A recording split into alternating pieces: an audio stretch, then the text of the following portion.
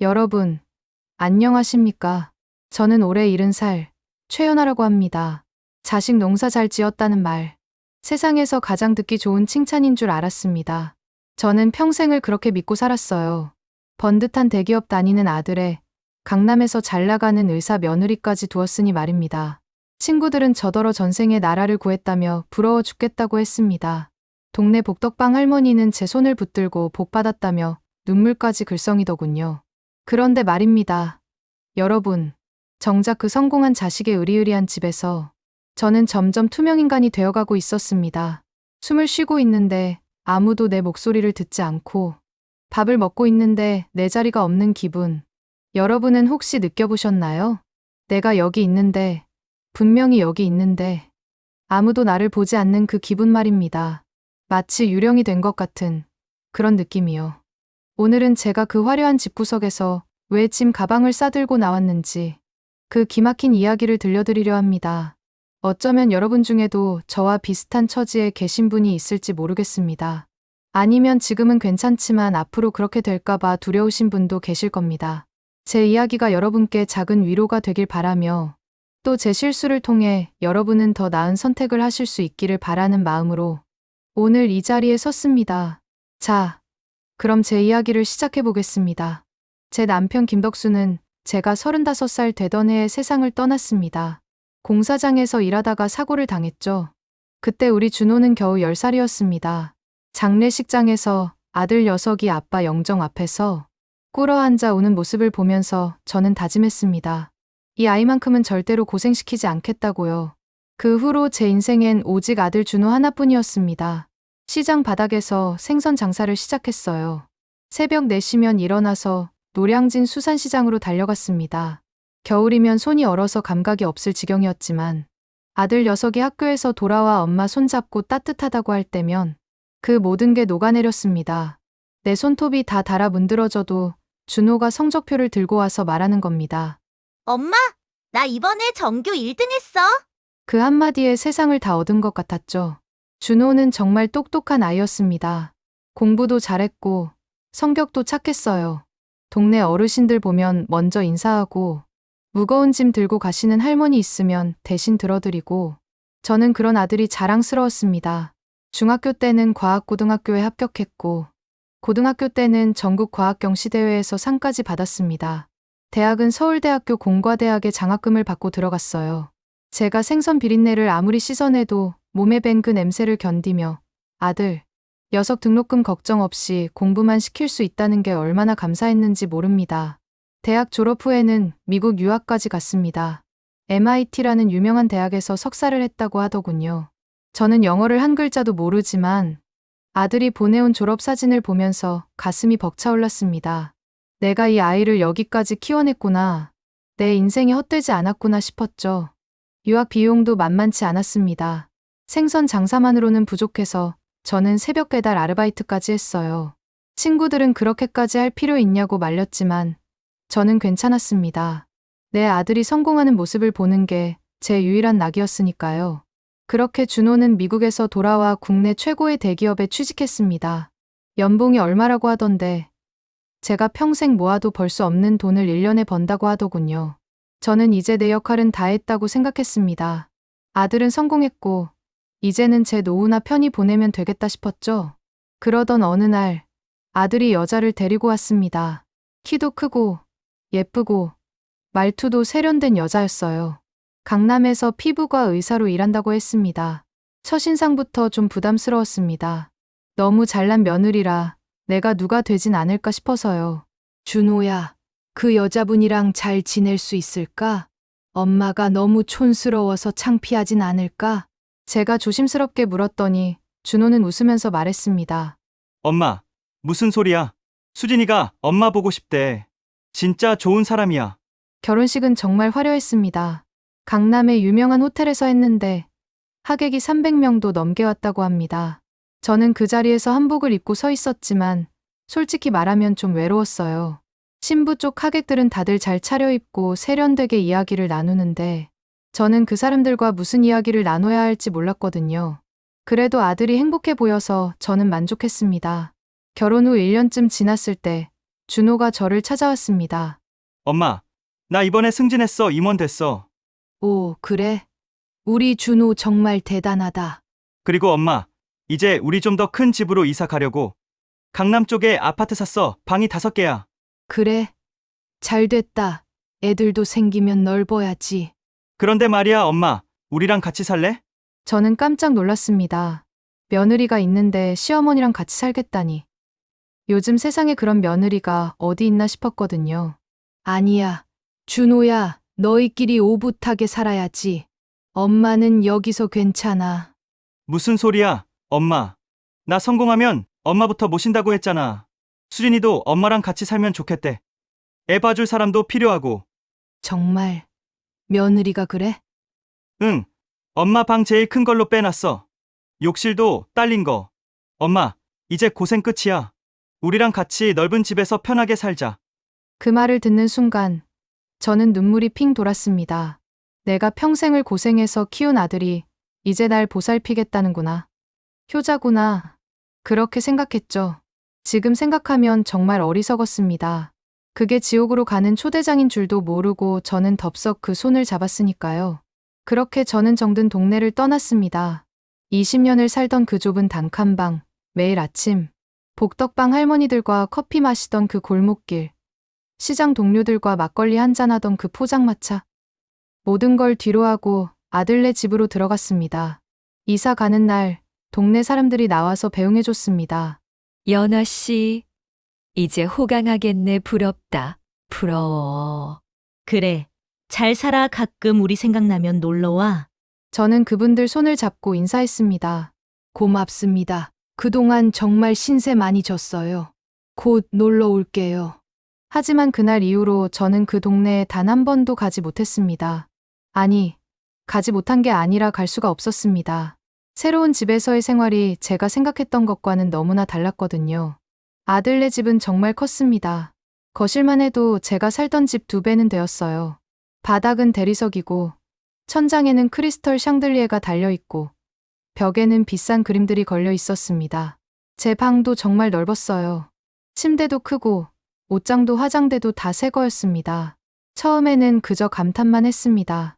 내 아들이 이런 집에서 사는구나. 얼마나 열심히 살았으면 이렇게까지 됐을까? 자랑스러웠습니다. 그런데 그 감탄이 오래가지 못했습니다.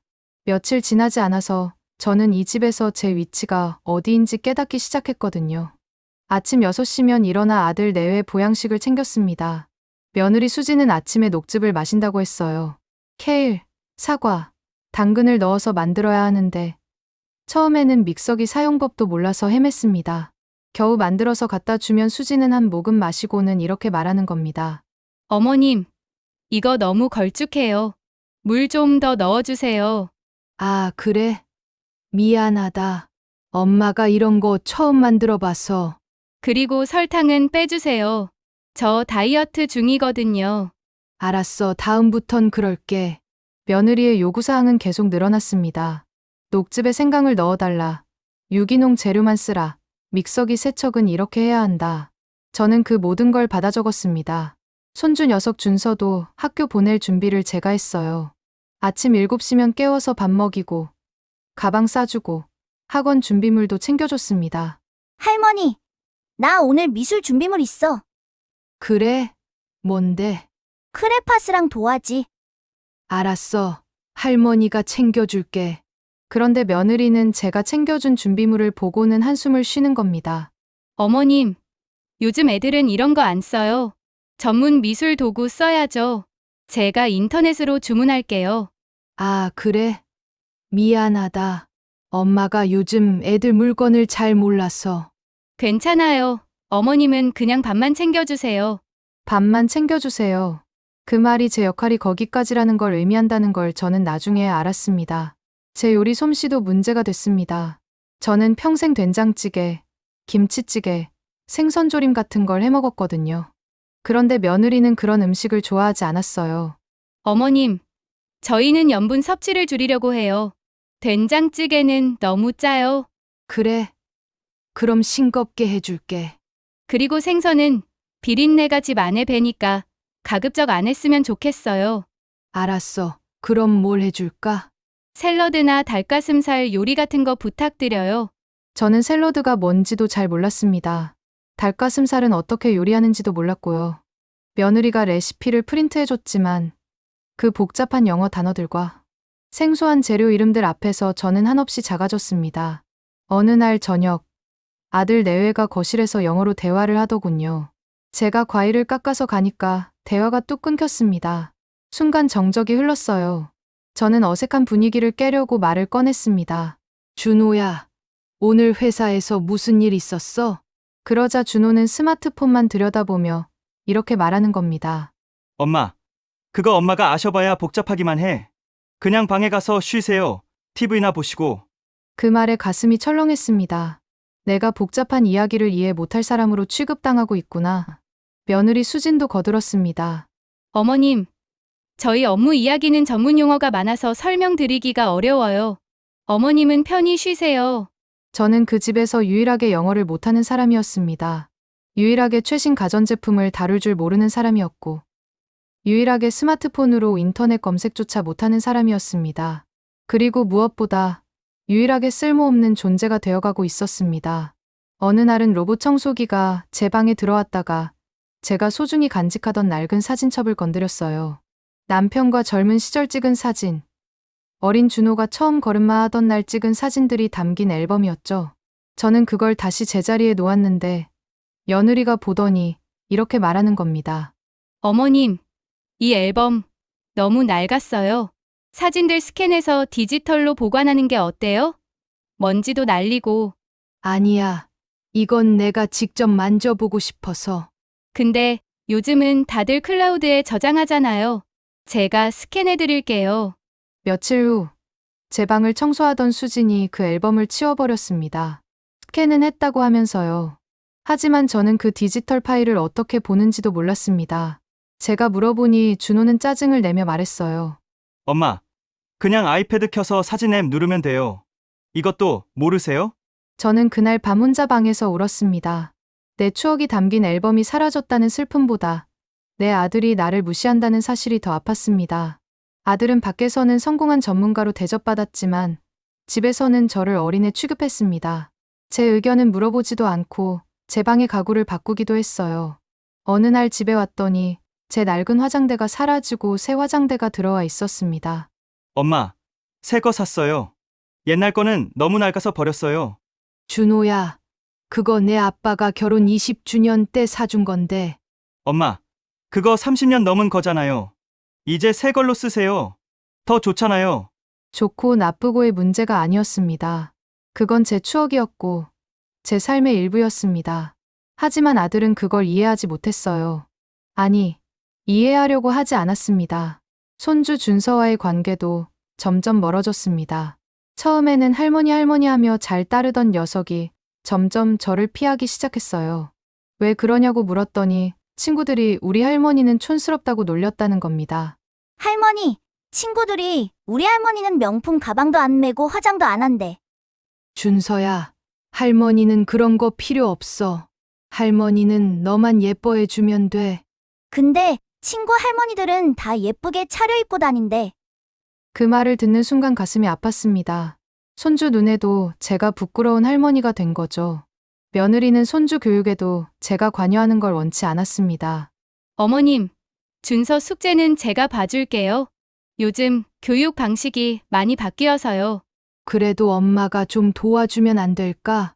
어머님이 도와주시면 준서가 혼란스러워할 것 같아요. 일관성 있게 저희 방식대로 하는 게 좋을 것 같아요. 결국 저는 손주와 놀아주는 것조차 허락받아야 하는 처지가 됐습니다. 저는 점점 투명해져 갔습니다. 아침에 일어나도 인사를 받지 못하고 밥을 차려도 감사하다는 말을 듣지 못했습니다. 제가 거실에 나가면 분위기가 어색해지고 제가 말을 꺼내면 대화가 끊겼습니다. 어느 날 저녁, 아들 내외가 친구들을 집에 초대했습니다. 며느리가 저를 불러서 말했어요. 어머님, 오늘 저희 친구들 오는데요. 어머님은 방에 계셔주시면 안 될까요? 왜? 엄마도 인사는 해야지. 손님들이 불편해할 것 같아서요. 어머님 이해해 주시죠? 저는 그날 제 방에 갇혀서 밖에서 들려오는 웃음소리를 들어야 했습니다. 내가 이 집에 왜 있는 건지, 내 역할이 뭔지 점점 모르겠더군요. 그렇게 1년이 지났습니다. 저는 그 화려한 집에서 가장 외로운 사람이었습니다. 밥을 만들고 청소를 하고 손주를 돌보는 일 외에는 아무것도 할 수 없었어요. 친구들에게 전화하고 싶어도 며느리 눈치가 보여서 조심스러웠고 예전 동네에 놀러 가고 싶어도 아들이 바쁘다며 차를 내주지 않았습니다. 준호야, 엄마 좀 데려다 줄 수 있어? 엄마, 택시 타고 가세요. 준호야, 엄마가 택시비가 아까워서가 아니라 내가 좀 데려다 줬으면 해서 그래. 엄마, 저 진짜 바빠요. 회사 일도 많고, 엄마도 이해 좀 해주세요. 제가 이 집에서 투명인간이 된 건 며느리 탓만은 아니었습니다. 제가 믿었던 내 아들, 준호가 저를 지워버리고 있었던 거죠. 아들은 저를 사랑하지 않았습니다. 다만 효자라는 이미지를 유지하기 위해, 그리고 손주를 돌봐줄 사람이 필요해서 저를 데려온 것뿐이었습니다. 그 사실을 깨닫는 순간, 제 가슴 한구석이 텅 비어버리는 것 같았습니다. 그렇게 시간이 흘러 제 칠순이 다가왔습니다. 사실 저는 조용히 넘어가고 싶었어요. 친구들이나 몇 명 불러서 소박하게 밥이나 먹으면 되지 않겠냐고 아들에게 말했죠. 준호야, 엄마는 그냥 조용히 넘어가고 싶은데. 엄마, 무슨 소리예요? 칠순인데 제대로 해드려야죠. 아니야, 준호야. 엄마는 그런 거 안 해도 돼. 엄마, 제 얼굴 좀 봐주세요. 제가 성공한 사람인데 엄마 칠순도 제대로 못 챙기면 사람들이 뭐라고 하겠어요. 결국 아들은 서울 강남에 있는 유명한 호텔 연회장을 예약했습니다. 하객만 200명이 넘게 온다고 했어요. 대부분 아들 회사 사람들과 며느리 친구들이었습니다. 제 친구들은 몇 명 되지 않았어요. 동네 복덕방 할머니들 몇 명, 시장 동료들 몇 명. 그분들은 호텔 연회장 같은데 처음 와봤다며 어색해했습니다. 연아야, 여기 정말 대단하다. 내 아들 정말 잘 됐구나. 그러게요. 저도 이런 데는 처음이에요. 잔치 당일, 저는 화려한 한복을 입고 무대 위에 섰습니다. 아들이 준비한 영상이 나왔어요. 제 어린 시절부터 지금까지의 사진들이 음악과 함께 흘러나왔습니다. 사람들은 박수를 쳤고 몇몇은 눈물을 글썽이기도 했습니다. 아들 준호가 무대 위로 올라와서 마이크를 잡았습니다. 여러분, 오늘 이렇게 우리 어머니 칠순잔치에 와주셔서 감사합니다. 저희 어머니는 정말 위대한 분이십니다. 아버지 일찍 돌아가시고 혼자서 저를 키우시느라 얼마나 고생하셨는지 모릅니다. 새벽부터 밤늦게까지 일하시면서도 단 한 번도 힘들다는 소리 안 하셨어요. 그런 어머니 덕분에 제가 오늘 이 자리에 있습니다. 어머니, 사랑합니다. 사람들은 다시 박수를 쳤습니다. 아들의 말은 맞았어요. 저는 정말 그렇게 살았습니다. 하지만 그 말들이 왠지 공허하게 느껴졌습니다. 마치 남들 앞에서 보여주기 위한 연기 같았달까요? 최연아 씨, 아들 진짜 잘 뒀네요. 부럽습니다. 이런 호텔에서 칠순 잔치를 하다니 복 받으셨어요. 저는 웃으며 고개를 끄덕였지만 속으로는 공허했습니다. 왜일까요? 이렇게 화려한 잔치인데, 이렇게 많은 사람들이 축하해주는데, 저는 전혀 행복하지 않았습니다. 주인공인 저는 잔치 내내 병풍처럼 서 있을 뿐이었습니다. 아들과 며느리는 자기들 인맥 관리하느라 바빴어요. 이 테이블 저 테이블 돌아다니면서 인사하고 명함 주고받고 웃으면서 이야기를 나눴습니다. 정작 저는 구석 테이블에서 제 친구 몇 명과 앉아 식은 음식을 먹고 있었죠. 그때 옆 테이블에서 며느리 수진과 그 친구들이 이야기하는 소리가 들렸습니다. 목소리가 좀 컸는지 제 귀에까지 들려왔어요. 저는 모른 척 하면서도 귀를 기울였습니다. 야, 수진아, 시어머니 모시고 살면 안 불편해? 애 봐줄 사람 없어서 그러는 거야? 며느리의 대답이 들렸습니다. 말도 마, 솔직히 짐이지. 촌스러워서 손님 초대도 못해. 우리 준호 씨가 효자 코스프레 하느라 데리고 있는 거지. 조만간 실버타운 좋은데 알아보고 있어. 효자 코스프레. 그 단어가 제 귀를 때렸을 때 심장이 멎는 것 같았습니다. 주변이 빙빙 돌았고 숨이 막혔습니다. 제 옆에 앉아있던 친구 경자가 제 팔을 붙잡았어요. 연아야, 괜찮아? 얼굴이 왜 그래? 아니야. 괜찮아. 그냥 좀 어지러워서. 하지만 괜찮을 리가 없었습니다. 효자 코스프레. 그게 제 아들이 저를 모시는 진짜 이유였던 겁니다. 사랑해서가 아니라 남들 보기에 좋으니까. 효자라는 이미지를 유지하기 위해서 실버타운에 보낼 계획까지 세우고 있다니. 잔치가 끝나고 집으로 돌아오는 차 안에서 저는 아무 말도 하지 못했습니다. 아들과 며느리는 신나게 이야기를 나눴어요. 오늘 정말 성공적이었어. 부장님도 오셨잖아. 그러게. 어머님 칠순 잔치 덕분에 좋은 인상 심어준 것 같아. 저는 뒷자리에 앉아서 그들의 대화를 듣고 있었습니다.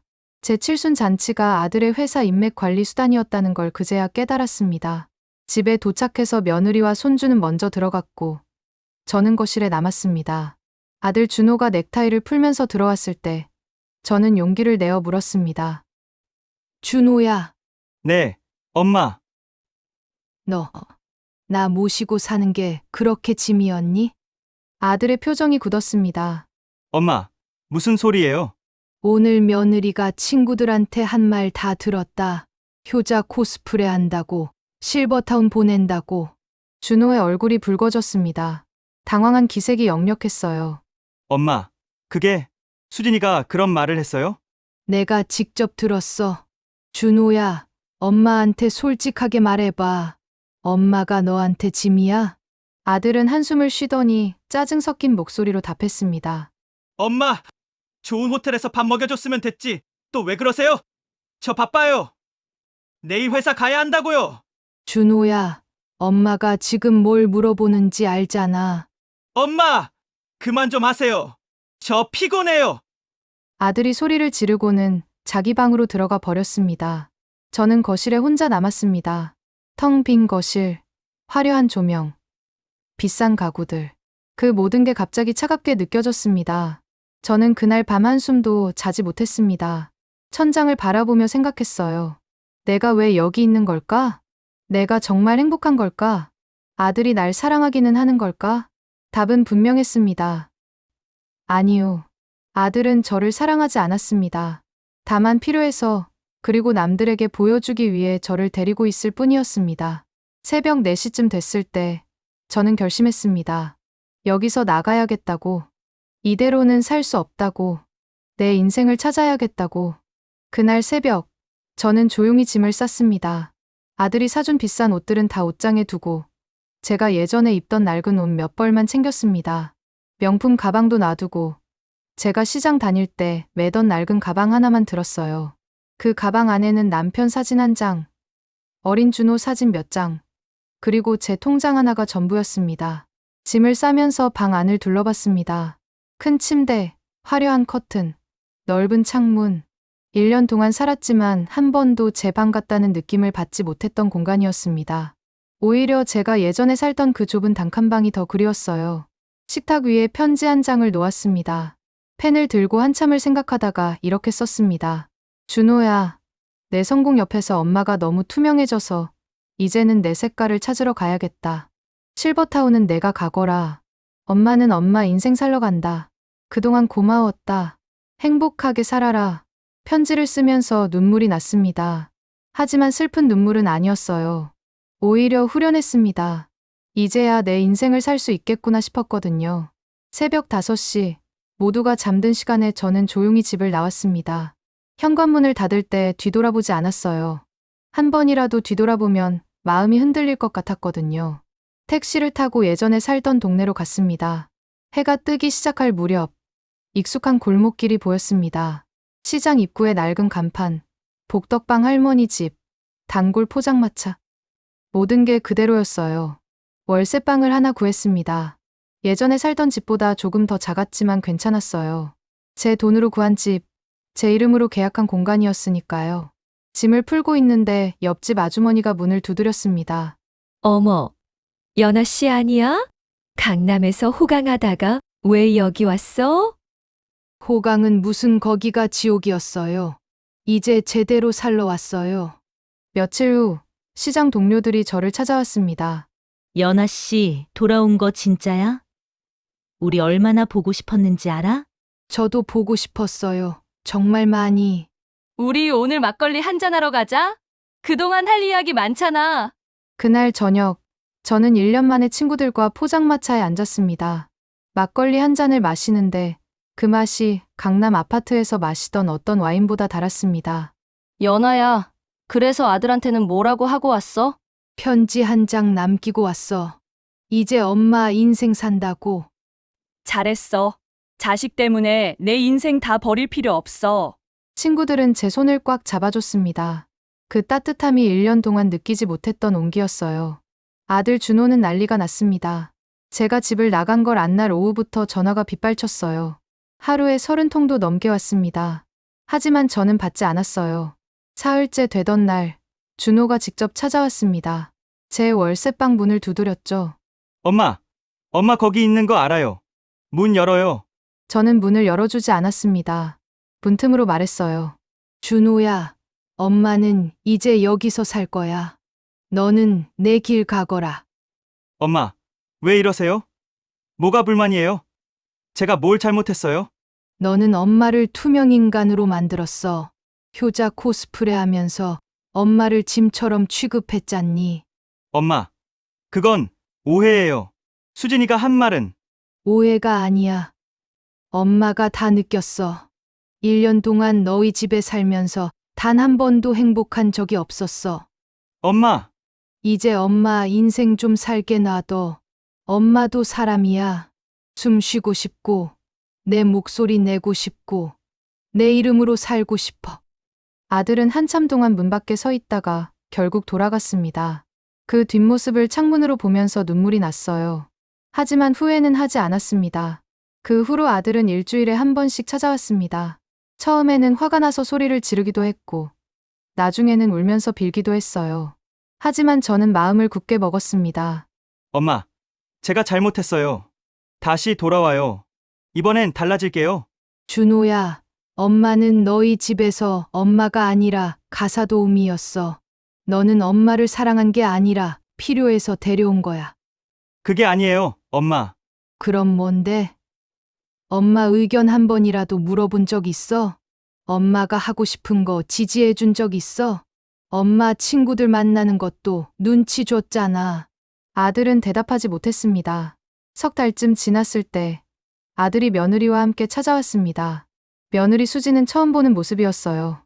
화장도 연하게 하고 평소보다 수수한 옷을 입고 왔더군요. 어머님, 제가 잘못했어요. 그동안 어머님을 배려하지 못했습니다. 저는 차가운 표정으로 대답했습니다. 배려 안 한 게 문제가 아니야. 나를 사람으로 안 봤잖아. 어머님, 나는 이제 여기서 내 인생 살 거야. 너네 눈치 보지 않고 내가 하고 싶은 대로 살 거란 말이야. 결국 그들은 돌아갔습니다. 그 후로 저는 새로운 삶을 시작했습니다. 시장에서 작은 반찬 가게 일을 시작했어요. 월급은 많지 않았지만 괜찮았습니다. 내 힘으로 버는 돈이었으니까요. 친구들과 일주일에 한 번씩 등산도 갔습니다. 동네 경로당에서 노래교실도 다니기 시작했어요. 평생 한 번도 불러보지 못했던 트로트를 배우면서 정말 즐거웠습니다. 어느 날 친구 경자가 물었어요. 연아야, 아들한테 미안하지 않아? 미안하긴 뭐가 미안해. 내가 평생 아들 위해서만 살았는데 이제 좀 내 인생 사는 게 죄야? 그래. 내 말이 맞아. 우리도 우리 인생이 있지? 요즘 저는 정말 행복합니다. 월세방은 좁지만 제 물건들로 가득 차 있어요. 낡은 사진첩도 꺼내놓고 라디오도 크게 틀어놓고 창문도 활짝 열어놓습니다. 아무도 눈치 줄 사람이 없으니까요. 아들은 여전히 가끔 찾아옵니다. 요즘은 소리 지르거나 울지 않고 조용히 앉아서 이야기를 나눕니다. 엄마, 준서가 엄마 보고 싶대. 그래. 준서 보고 싶으면 여기로 데려와. 엄마가 우리 집에 오면 안 돼요? 아니, 이제 거기는 엄마 집이 아니야. 여기가 엄마 집이야. 조금씩이지만 아들도 변하고 있습니다. 예전처럼 제 말을 무시하지 않고 제 의견을 물어보기도 해요. 며느리도 달라졌습니다. 찾아올 때마다 꽃이나 과일을 들고 오면서 조심스럽게 대화를 시도합니다. 하지만 저는 다시 돌아갈 생각이 없습니다. 이곳에서의 삶이 너무 좋거든요. 여러분, 제 긴 이야기를 끝까지 들어주셔서 감사합니다. 제가 이 이야기를 하는 이유는 여러분께 꼭 전하고 싶은 말이 있어서입니다. 자식한테 올인하지 마세요. 자식의 성공은 자식의 것이고, 우리의 행복은 우리 것이어야 합니다. 내가 투명해지면 아무도 나를 돌보지 않습니다. 내가 나를 빛내야 자식도 나를 사람으로 봅니다. 저는 평생을 아들을 위해 살았습니다.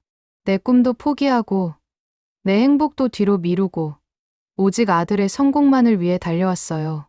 그런데 정작 아들이 성공했을 때 제 자리는 없었습니다. 여러분도 혹시 그러고 계시진 않나요? 자식 뒷바라지 한다고 내 인생을 다 버리고 계시진 않나요? 자식이 성공하면 나도 행복할 거라고 믿고 계시진 않나요?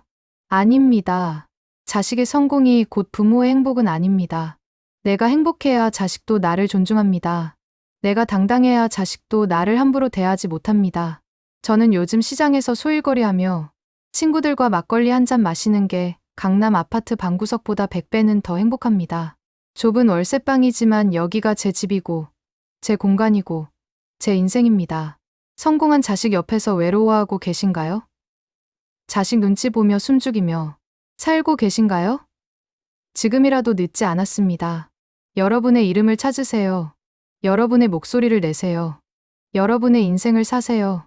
저 최연아는 이제 누구의 엄마가 아니라 최연아 그 자체로 살아가고 있습니다. 70살에 찾은 제 이름, 제 인생이 너무 소중합니다. 여러분도 오늘부터 시작하세요. 자식에게서 조금 거리를 두고, 내 시간을 만들고, 내가 하고 싶었던 일들을 하세요. 그게 자식을 사랑하지 않는 게 아닙니다. 오히려 건강한 사랑입니다. 제가 아들에게서 떨어져 나온 뒤, 아들도 저를 더 존중하게 됐습니다. 예전처럼 함부로 대하지 못하고, 제 말에 귀 기울입니다. 거리가 생기니 오히려 관계가 좋아졌어요. 여러분, 자식은 부모의 인생을 책임지지 않습니다. 내 인생은 내가 책임져야 합니다. 70살이든 80살이든 지금 이 순간이 가장 젊은 날입니다. 지금 시작하세요. 오늘도 여러분은 당신의 이름을 몇 번이나 불러보셨나요? 누구의 엄마, 누구의 할머니가 아니라 당신 자신의 이름 말입니다. 저는 오늘도 거울 앞에서 제 이름을 부릅니다. 최연아, 오늘도 수고했어. 최연아, 넌 소중한 사람이야. 최연아, 오늘도 행복하게 살자. 여러분도 오늘 밤 자기 전에 거울을 보며 당신의 이름을 불러보세요. 그리고 말해보세요. 나는 소중한 사람이라고. 나도 행복할 자격이 있다고. 제 이야기가 여러분께 작은 용기가 되었기를 바랍니다. 긴 시간 함께 해주셔서 진심으로 감사드립니다. 여러분, 오늘도 행복하세요. 그리고 당당하게 사세요. 우리는 모두 빛날 자격이 있습니다.